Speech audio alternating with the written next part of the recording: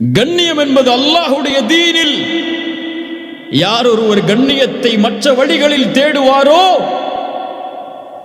அது அவருக்கு இழிவைத்தான் கொடுக்கும், எதையும் கொடுத்து விடாது.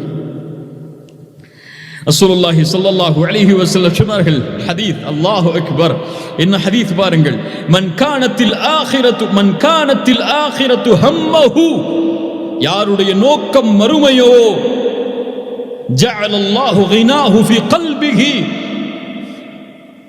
அவருடைய உள்ளத்தை அல்லாஹ் செல்வமுள்ள உள்ளமாக மாற்றுவான். ஆம், ரிஸ்க் என்பது கோடிகளை கொடுப்பதல்ல, ரிஸ்க் என்பது அல்லாஹ் கொடுத்ததில் அல்லாஹ் அருள் செய்வது. புரிந்து கொள்ளுங்கள்.